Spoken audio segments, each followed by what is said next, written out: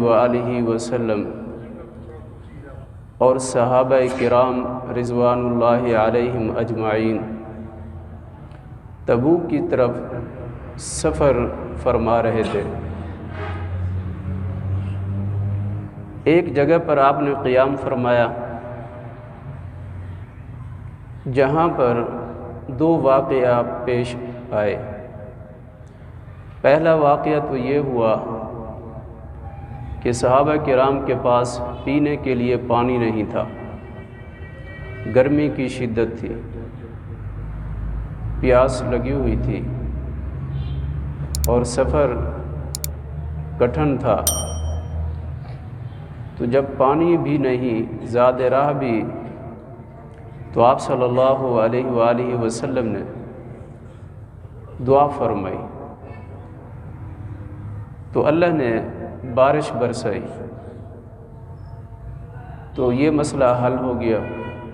صحابہ نے پانی اپنے برتنوں میں لے لیا اور پیاس بجھ گئی۔ دوسرا واقعہ جو پیش آیا کہ آپ صلی اللہ علیہ وسلم کی اونٹنی وہ گم ہو گئی، تو منافقین نے یہاں طعنہ دیا کہ آپ تو آسمانوں کی خبریں دیتے ہیں، اب آپ کی اونٹنی گم ہو گئی ہے، آپ کو معلوم نہیں کہ اونٹنی کہاں ہے۔ تو اللہ رب العالمین نے ان منافقین کے اعتراض کا جواب بھی اسی وقت دے دیا۔ اللہ نے اپنے محبوب کو بتایا کہ اے محبوب، آپ کی اونٹنی فلاں جگہ پر فلاں پتھر سے اس کی مہار اڑی ہوئی ہے اور وہ وہاں پر ہے۔ تو آپ صلی اللہ علیہ وسلم نے اپنے صحابہ کرام کو حکم دیا، تو وہاں جا کر صحابہ نے دیکھا کہ جہاں پر آپ نے بتایا وہیں اونٹنی کھڑی ہوئی تھی۔ تو منافقین پریشان ہو گئے، پھر سفر روانہ ہو گئے۔ سفر ہو رہا تھا، ابھی آپ تبوک کے مقام پر نہیں پہنچے تھے، کیونکہ آپ نے صحابہ سے یہ فرمایا تھا کہ ہم نے تبوک کی جگہ پر قیام کرنا ہے وہاں جا کر۔ سفر کے دوران ابھی ایک دن کا سفر باقی ہے، تو آپ صلی اللہ علیہ وسلم نے فرمایا صحابہ سے کہ کل ہم صبح، ہم سفر کر رہے ہیں، کل ہم صبح تبوک کے مقام پر پہنچیں گے، لیکن تبوک کے مقام پر جو چشمہ ہے پانی کا، وہاں سے کسی نے پانی پینے کے لیے نہیں بھرنا، اس چشمے سے کسی نے پانی نہیں لینا۔ اب صحابہ کرام کو اس بات کی اچھے طریقے سے سمجھ تو نہ آئی کہ جب ہم یہ سفر کر رہے ہیں، کٹھن سفر ہے اور پانی کی ضرورت ہوتی ہے، پیاس ہے، گرمی ہے اور گرمی کی شدت ہے، کہ کل جب ہم وہاں اس جگہ پہ پہنچیں، وہاں سے پانی بھی نہ لیں گے تو کیسے ہوگا۔ آپ صلی اللہ علیہ وسلم اور صحابہ کرام سفر کرتے کرتے صبح یعنی کل حضور کے فرمان کے مطابق تمام صحابہ تبوک پہنچے اور اس چشمہ پر پہنچے جس چشمہ کے بارے میں حضور نے ایک دن پہلے فرمایا تھا۔ جب اس چشمے کو دیکھا تو وہاں تو پانی ہی نہیں تھا، چشمے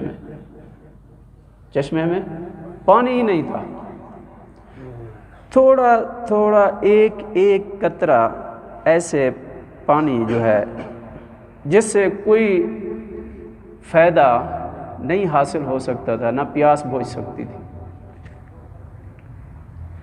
اور صحابہ کرام نے اب کوشش بھی نہیں کی کہ ایک تو پانی نہیں ہے اور دوسرا اگر ہوتا بھی صحیح تو حضور نے منع فرمایا تھا کہ اس چشمے سے پانی نہیں لینا۔ تو حضور نے فرمایا کہ جو قطرے ایک دو نکل رہے ہیں ان قطروں کو جمع کرو، حضور نے حضرت معاذ رضی اللہ تعالی عنہ سے فرمایا، صحابہ کرام میں حضرت معاذ بھی تھے، جب وہ پانی تھوڑا تھوڑا وہ جمع ہوا تو حضور کی خدمت میں حاضر کیا۔ اب پانی کی ضرورت تھی، اور تو پانی نہیں تھا، اور چشمے میں بھی پانی نہیں تھا۔ آپ صلی اللہ علیہ وسلم نے اس تھوڑے سے پانی سے آپ نے وضو فرمایا۔ کیا کیا؟ وضو۔ اور وضو جب آپ نے فرمایا کہ اسی پانی کو وضو والے پانی کو اسی چشمے میں ڈال دو، دوبارہ چشمے میں ڈال دو۔ اب جس چشمے میں پانی نہیں تھا،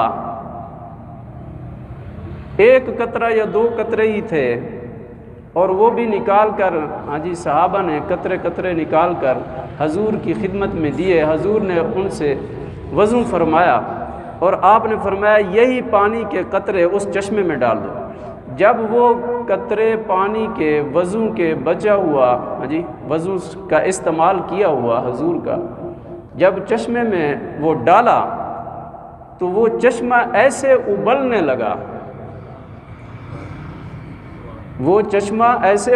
لگا کہ اس سے پانی تیزی سے نکلنے لگا، جیسے زمزم کا کنواں ہے۔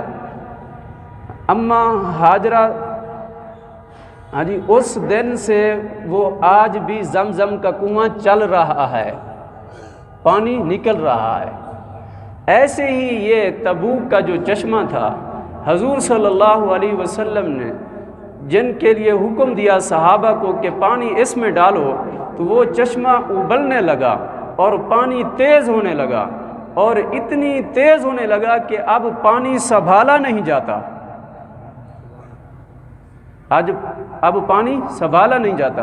حضور نے فرمایا حضرت معاذ سے، اے معاذ، ایک دن ایسا آئے گا کہ تم اس سرزمین پر باغات کی فصل اٹھاؤ گے اور اس چشمے کے پانی سے اٹھاؤ گے، اور وہ چشمہ آج تک تیزی سے چل رہا ہے 1400 سال گزرنے کے باوجود بھی۔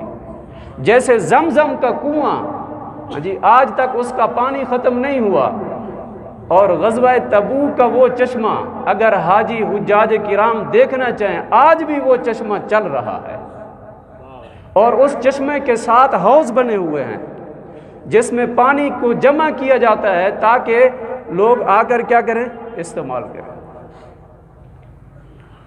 تو صحابہ کرام رضوان اللہ علیہم اجمعین کا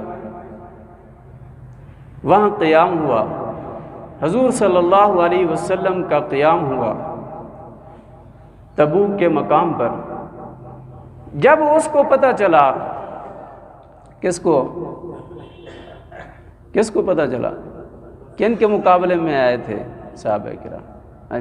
توجہ نہیں ہے، توجہ نہیں ہے۔ ادھر سے کتنی 40,000 کی فوج تھی، قیصر روم کی کتنی 40,000 فوج، اور ادھر سے صحابہ کتنی تھے؟ 30,000۔ کتنی تھے؟ 30,000۔ اور یہ سارا کردار جو ہے، یہ اس جنگ کا یہ کردار جس نے ادا کیا کہ یہ جنگ ہو جائے، یہ کس نے ادا کیا؟ یہ ایک یہودی تھا جس کا نام ابو عامر، یہ مدینہ میں رہا، مدینہ سے پھر یہ نکلا، اور یہ نکلا شام کی طرف، اور شام میں بیٹھ کر یہ سارے جو ہے یہ کرتوت کرتا رہا، اور مسلمانوں کے خلاف جتنی مذاہب تھے ان کو اکساتا رہا، حتیٰ کہ یہ قیصر روم کو اور ہرقل کو اس نے تیار کیا، اور تیار یوں کیا کہ مدینہ پر حملہ کرو۔ اس کا صرف یہ کردار بھی نہیں تھا، اس نے ایک اور کام بھی کیا کہ مدینہ میں جو منافق تھے، گنے چنے ان کو اس نے اپنے ہاتھ کے نیچے رکھا ہوا تھا اور ان سے یہ کہا کہ جب اللہ کے نبی محمد الرسول اللہ صلی اللہ علیہ وسلم جب مدینہ سے باہر نکلیں اور ان کے صحابہ باہر نکلیں، آپ مدینہ میں ایک ایسی جگہ بنائیں، ایسی جگہ، اور وہ جگہ تو ہمارے بیٹھنے کی ہوگی، اور بظاہر اس جگہ کا نام دیں مسجد۔ اس جگہ کا نام کیا رکھیں؟ مسجد۔ یہ کس کا کام تھا؟ ابو عامر، جی، جو یہودی تھا اور یہ راہب بنا۔ اس نے شام میں بیٹھ کر مدینہ کے منافقوں سے رابطہ رکھ کے، خط و خطابت کر کے، اپنے قاصدین بھیج کر اس نے مدینہ میں یہ انتشار پھیلانے کی کوشش کی کہ جب اللہ کے نبی اگر ان کے مقابلے میں نکلیں، روم کی فوج کے مقابلے میں، تو آپ نے پیچھے ایک جگہ ایسی بنا لو جو مسلمانوں کے خلاف مرکز ہو، لیکن بظاہر کیا ہو کہ یہ مسلمانوں کی عبادت کی جگہ ہے، یہ مسجد ہے، جس کو مسجد زرار کہتے ہیں، مسجد زرار، جس کا تذکرہ 11ویں سپارے میں جو آیات میں نے آپ نے سامنے ابتدا میں پڑھی، والذین اتخذوا مسجدا ضرارا وکفرا وتفریقا بین المؤمنین۔ تو اس منافق نے، جو منافق مدینہ میں تھے، ان کو تیار کیا کہ تم یہ ادھر آئیں گے، ہم ادھر مدینہ میں اپنی کارروائی کریں گے، اور اس نے روم کے بادشاہ کو اس نے تیار کیا کہ آپ جب حملہ کریں گے تو ہمارا مرکز وہاں پر بنا ہوا ہے اور ہمارے لوگ بھی وہاں موجود ہیں۔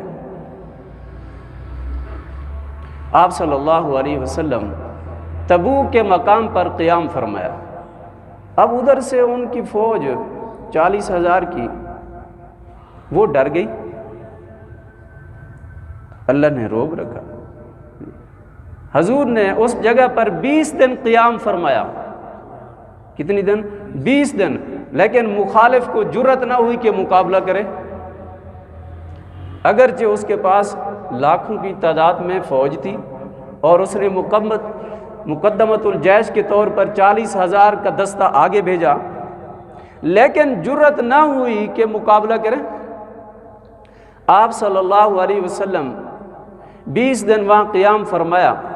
اس 20 دن کے دوران مضافات کے جتنی بھی قبائل تھے وہ یا تو اسلام میں داخل ہو گئے یا پھر وہ اس بات پہ آمادہ ہو گئے کہ ہم جزیہ دیں گے، یہ جگہ آپ کی، جی، لیکن ہم یہاں رہیں گے تو جزیہ دیں گے۔ جیسے کہ قبائل زاجر، جی، اور ارواح، ایلا، یہ قبیلے تھے مضافات کے، تو ان سب نے کیا کر لیے؟ صلح کر لی آپ صلی اللہ علیہ وسلم، اور اسلام میں داخل ہو گئے۔ تو اسی جگہ سے کچھ فاصلے پر دومت الجندل ایک جگہ کا نام ہے، اس کا سردار وہ بھی یہودی تھا۔ آپ صلی اللہ علیہ وسلم نے حضرت خالد بن ولید کو 420 صحابہ کے ساتھ بھیجا کہ جاؤ اس کو گرفتار کر کے لے آؤ میرے پاس، اس کو قتل نہیں کرنا، حضور نے فرمایا اس کو قتل نہیں کرنا، اگر اس کو بتا دینا، اگر لڑائی کرتے ہو تو ٹھیک ہے، ہم ورنہ آپ کو قتل کرنے نہیں ہے بلکہ صرف گرفتار کر کے لے جانا ہے حضور کی خدمت میں۔ اگر وہ آپ کا مقابلہ کرے تو پھر آپ بھی اس کے ساتھ مقابلہ کرنا۔ آپ صلی اللہ علیہ وسلم تمام صحابہ تبوک کے مقام پر ہیں۔ حضرت خالد بن ولید رضی اللہ تعالی عنہ 420 صحابہ کے ساتھ دومت الجندل کی طرف روانہ ہوئے۔ وہاں کا جو سردار تھا جس کا نام عقیدر تھا، عقیدر، حضرت خالد بن ولید رضی اللہ تعالیٰ عنہ اپنے لشکر کے ساتھ روانہ ہیں، اور یہ جو ہے اپنے محل میں ہے۔ حضور نے حضرت خالد بن ولید سے یہ حکم دے دیا کہ جب آپ اس کے پاس پہنچو گے نا تو وہ شکار کر رہا ہوگا۔ حضور نے یہ بھی فرمایا کہ جب آپ اس کے پاس پہنچو گے تو وہ شکار میں مست ہوگا، آپ اس سے کہنا کہ ہم آپ کو قتل نہیں کرتے، آپ سے لڑائی نہیں کرتے، بلکہ ہم آپ کو لے جاتے ہیں حضور کی خدمت میں، ہمیں حضور کا حکم ہے۔ اگر وہ اس بات کو تسلیم کر لے تو ٹھیک، فبہا، اگر نہ تسلیم کرے تو پھر آپ اس کے ساتھ جہاد کرنا۔ حضرت خالد بن ولید اور 420 صحابہ جب اس کے محل کے قریب پہنچے، اس کے محل کے قریب، شام کا وقت تھا، شام کو، وہ شام کو گانے سنتا تھا، اپنے محل کے ایک بڑی فصیل پر بیٹھ کر اپنی بیوی کے ساتھ، جو اس کی محفل تھی، اس نے محفل سجائی ہوئی تھی، اور اس وقت اسی دوران ایک نیل گائے جس کو جنگلی گائے کہتے ہیں، اس کے محل کے دروازے کو آ کر ٹکر ماری۔ ایک نیل گائے نے اس کے محل کے دروازے کو آ کر ٹکر جب ماری تو اس نے دیکھا، اور اس کے دربان نے دیکھا، عقیدر کے دربانوں نے، تو انہوں نے کہا یہ تو شکار آ گیا ہاتھ میں، تو وہ اٹھے اور اس شکار کے پیچھے بھاگے۔ وہ اب اس شکار کے پیچھے ہیں، پیچھے جو ہے محل میں اس کا بھائی تھا جس کا نام حسان تھا۔ جب حضرت خالد بن ولید اپنے دستہ کے سمیت اس کے محل کے دروازے پہ پہنچے تو حسان اس کے بھائی نے دیکھا یہ تو مسلمان ہمارے محل میں داخل ہو رہے ہیں، تو اس نے روکا اور اس نے مزاحمت کی، لڑائی شروع کر دی۔ تو حضرت خالد بن ولید نے اس کو کیا کر دیا؟ راستے سے ہٹا دیا، قتل کر دیا، کیونکہ حضور نے فرمایا تھا کہ آپ نے عقیدر کو لے کر آنا ہے، اس کو گرفتار کر کے۔ حضرت خالد بن ولید ان کے پیچھے، ان کی معلومات کر کے ان کے پیچھے گئے۔ جیسے ہی حضور نے فرمایا تھا کہ یہ شکار کرتا ہوا آپ کو ملے گا، تو یہ بھاگ رہا تھا کس کے پیچھے؟ نیل گائے کے پیچھے، شکار کرنے کے لیے۔ جب اس کے پاس حضرت خالد بن ولید پہنچے تو اس نے دیکھا، تو پہلے تو یہ آگے بڑھنے لگا، تو حضرت خالد بن ولید نے رضی اللہ تعالیٰ عنہ نے کہا کہ ہم آپ سے لڑائی نہیں کرنا چاہتے، صرف ہم آپ کو گرفتار کر کے حضور کی خدمت میں لے جانا چاہتے ہیں، اگر یہ بات منظور ہے، تسلیم کرتے ہو تو ٹھیک، نہیں تو پھر آ جاؤ۔ تو اس نے اس بات کو تسلیم کر لیا، اس بات کو تسلیم کر لیا۔ عقیدر کو گرفتار کر کے حضرت خالد بن ولید حضور کی خدمت میں حاضر ہوئے، حضور کی خدمت میں حاضر۔ عقیدر نے جب دیکھا اللہ کے نبی اور صحابہ کرام کو تو پہلے تو انکار کیا، پھر اس نے کہا کہ میں ابھی اسلام میں داخل نہیں ہوتا، لیکن میں اپنی جگہ کا جزیہ دینے کے لیے تیار ہوں۔ 2000 اونٹ، 2000 اونٹ اور 800 گھوڑے اور بھی سامان جزیہ کے طور پر اس نے ادا کر کے صلح کر لی کہ ہم رہیں گے تو آپ کے محتاط جزیہ دیں گے، یہ آپ کا ملک ہے، اگر ہم نہیں رہیں گے تو پھر کسی اور ملک چلے جائیں، یہاں رہیں گے تو جزیہ دیں گے۔ آپ صلی اللہ علیہ وسلم آس پاس کے جتنی بھی مضافات تھے، قبائل، یا تو وہ اسلام میں داخل ہو گئے یا اس بات کو تسلیم کر لیا کہ ہم جزیہ دیں گے۔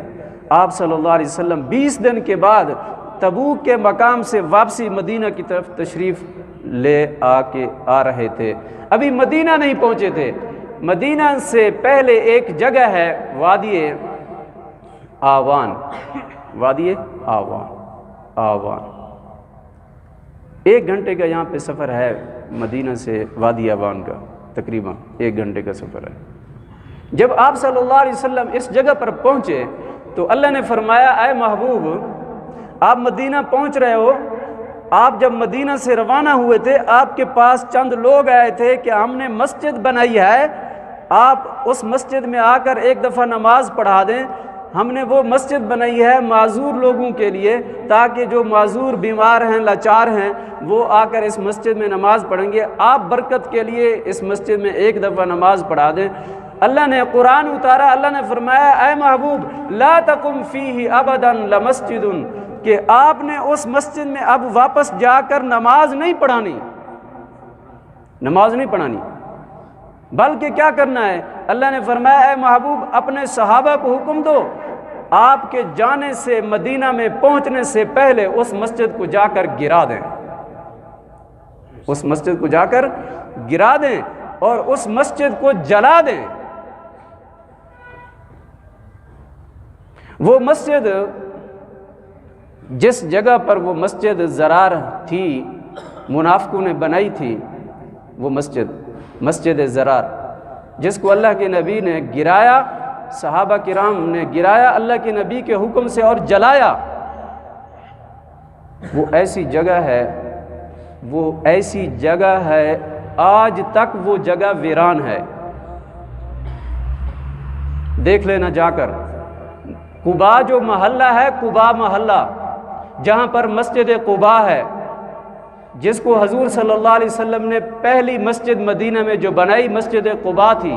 جب آپ ہجرت کر کے تشریف لے کے آئے مدینہ میں، یہ پہلی جگہ تھی مسجد قباء۔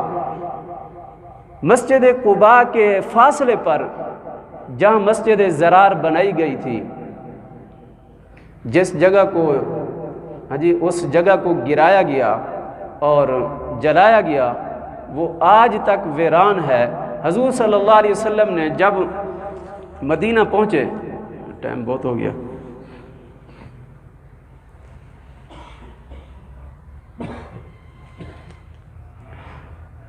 اگلے جمعے میرے خیال میں بات کریں انشاءاللہ، ٹائم 8 منٹ ہو گئے۔ اتنی مختصر میں آپ سے یہ عرض کرتا ہوں کہ وہ جگہ آج بھی خالی ہے، آج بھی وہ جگہ خالی ہے، 1400 سال گزرنے کے باوجود بھی آج بھی وہ جگہ خالی ہے، ویران ہے۔ مسجد قباء کے فاصلے پر ہے، قباء محلے میں۔ یہ وہ مرکز بنایا گیا کن کا؟ منافقوں کا، جو مسلمانوں کے خلاف کہ یہاں بیٹھ کر ہم کیا بنائیں گے؟ منصوبے بنائیں گے، پلان بنائیں گے، اور ان کی جو اولاد ہے ان منافقوں کی، یہود و نصارہ کی، اس یہودی ابو عامر، اس کی جو اولاد ہے آج بھی یہود و نصارہ جو مسلمانوں کے خلاف ہیں، آج بھی وہ منصوبے بناتے ہیں مسلمانوں کو، مختلف طریقوں سے مسلمانوں کو اپنے دین سے گمراہ کرنے کے لیے مختلف حربے کیے جا رہے ہیں۔ لیکن یاد رکھنا ایک وقت ایسا آئے گا کہ نشاط ثانیہ ہوگی، سارے کے سارے مسلمان ہوں گے، یہود و نصارہ کو اس زمین سے صفحہ ہستی سے مٹا دیا جائے گا، ایک بھی یہودی نہیں رہے گا، ایک بھی عیسائی نہیں رہے گا۔ ایک وقت ایسا آنے والا ہے، یہ یہودی کچھ بھی کر لیں، جتنی بھی اپنی طاقت کو بنا لیں، لیکن ایک وقت ایسا آنے والا ہے، حضور کا فرمان ہے قرب قیامت وہ وقت آئے گا، حتیٰ کہ یہودی اپنی جان بچانے کے لیے اگر پتھر کے پیچھے بھی چھپیں گے یا کسی درخت کے پیچھے چھپیں گے تو درخت بھی بولے گا کہ میرے پیچھے یہودی چھپا ہے، پتھر بھی بولے گا کہ میرے پیچھے یہودی چھپا ہے، اس کو مارو۔ وہ وقت آئے گا۔ تو یہود و نصارہ یہ مسلمانوں کے ہمیشہ ابتدا سے حضور صلی اللہ علیہ وسلم کی زندگی سے آپ کے عہد رسالت سے یہ ہمیشہ دشمن بنتے آئے۔ یہ جو آج کل ہمارے ملک میں اسلامی ریاست میں مختلف حربے کیے جا رہے ہیں کہ ہماری نوجوان نسل کو تباہ کرنے کے لیے، ان کو راہ راست سے بھٹکانے کے لیے مختلف قسم کے قانون بنائے جا رہے ہیں اور مختلف قسم کے بل پاس کیے جا رہے ہیں، یہ صرف اور صرف ساری شرارت کن کی ہے؟ یہود و نصارہ کی۔ اور ہم اپنے حکمرانوں سے، مسلمان حکمرانوں سے یہ کہتے ہیں کہ خدا را اپنے حال پہ رحم کرو، اس ملک پہ رحم کرو، اس ملک کے میں رہنے والی عوام پہ رحم کرو، اپنا نقصان اور اپنی دنیا و آخرت کو تباہ نہ کرو کہ تم ان کے کہنے پہ جو وہ کہیں تم وہی کرتے جاؤ۔ ایسے بل پاس کرنے سے پرہیز کرو، اور جو پاس کیے ہیں اس پر توبہ کرو، اس بل کو منسوخ کرو۔ اور ہم اپنے حکمرانوں سے یہ احتجاجی طور پر یہ کہنا چاہتے ہیں، اگر تم نے اس کو منسوخ نہ کیا اور اس بل میں ترمیم نہ کی کہ خواجہ سراؤں کی آڑ میں تم نے ایسے قانون پاس کیے ہیں کہ تم نے یہ بھی کہہ دیا کہ مرد مرد سے شادی کر لے، عورت عورت سے شادی کر لے، یہ بے حیائی، فحاشی، بدماشی، عریانی کے یہ جو تم نے بل پاس کیے ہیں یہ واپس لو، ورنہ تم پر ایسا وقت آئے گا، اور پہلے جو وقت تم پر آئے ہیں ان سے سبق حاصل کرو۔ اگر تم نے سبق حاصل نہ کیا، عبرت تم نے حاصل نہ کی، تو پھر اللہ کی لاٹھی بے آواز ہے، اور اللہ جب پکڑتا ہے تو پھر اس کی پکڑ بھی بڑی سخت ہوتی ہے۔ کہ ہم یہی چاہتے ہیں اپنے حکمرانوں سے کہ جو بل پاس کیا ہے غلط، اس میں ترمیم کریں، اس کو جو غلط ہے اس کو منسوخ کریں، اور اپنی عوام پہ اور اس ملک پہ رحم کریں۔ ملک تو پہلے بھی ڈوبا ہوا ہے، سیلاب آیا، کتنی تباہی ہوئی، یہ کیوں آیا؟ زلزلے آتے ہیں، کیوں آتے ہیں؟ یہ ہمارے اعمال ہیں، ہمارے اعمال کی شامت ہے۔ ہم بھی سیدھے ہو جائیں، ہمارے حکمران بھی سیدھے ہو جائیں گے۔ اگر ہم سیدھے نہ ہوئے تو ہمارے حکمران بھی سیدھے نہیں ہوں گے۔ ہم پہلے اپنے اعمال کی درستگی کریں، ہم اپنے آپ کو سیدھا کریں، ہم اپنے آپ کو صراط مستقیم کی طرف لے جائیں، تو پھر اللہ رب العالمین ہمیں ایسے حکمران دے گا جو اچھے ہوں گے۔ اگر ہمارے اعمال اچھے نہ رہے اور ہم خود راستوں سے بھٹکے رہے، صراط مستقیم سے ہم دور رہے، تو پھر ہمارے اوپر ایسے ہی حکمران مسلط ہوں گے جو سراسر قرآن و حدیث کے خلاف ایسے بل پاس کریں گے، جو اللہ اور اللہ کے رسول صلی اللہ علیہ وسلم کو ناراض کرنے والے ہوں گے اور اللہ کے عذاب کو دعوت دینے والے ہوں گے۔ اللہ رب العالمین ہم سب کو صراط مستقیم پہ چلنے کی توفیق نصیب فرمائے۔ اور آپ کیا اس بات کی تائید کرتے ہیں کہ یہ جو بل پاس ہوا، جس کو کیا کہتے ہیں ٹرانسجینڈر، یہ جو بل پاس ہوا یہ چوری چھپکے سے ہوا، جیسے بھی ہوا؟ وہ کہتا ہے ہمیں پتہ نہیں، وہ کہتا ہے ہمیں پتہ نہیں، وہ کہتا ہے ہمیں پتہ نہیں، وہ جماعت کہتی ہے ہمیں پتہ نہیں، جیسے بھی ہوا ساری جماعتیں توبہ کریں۔ جتنی بھی ایوان میں بیٹھے ہوئے اقتدار، صاحب اقتدار ہے، ہم مطالبہ کرتے ہیں، یہ سارے لوگ جتنی بھی اس مسجد میں بیٹھے ہیں، کیا آپ سب اس بات کی تائید کرتے ہیں کہ ایسے بل کو رد کیا جائے اور آئندہ ایسی جرت نہ کی جائے کہ تم اسلامی ریاست کے حکمران ہو کہ تم یورپ میں بیٹھے ہو؟ یہ قوانین یورپ کے لوگوں کے ہیں۔ خدا کی قسم جن ملکوں میں ایسے قانون ہیں وہ خود اپنی زندگی سے تنگ ہے۔ یورپ ممالک کی عورتوں کو دیکھ لو، جس عورت نے آواز اٹھائی آزادی کی، اس نے اپنا سب کچھ برباد کر دیا، سب کچھ اس نے اپنا تباہ کر دیا۔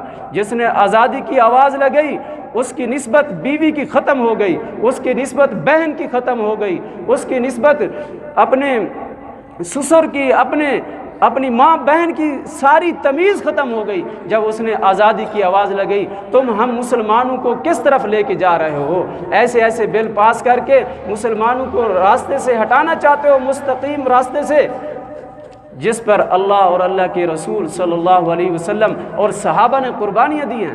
اسلام ایسے تو نہیں آیا، اسلام پر قربانیاں ہوئی ہیں۔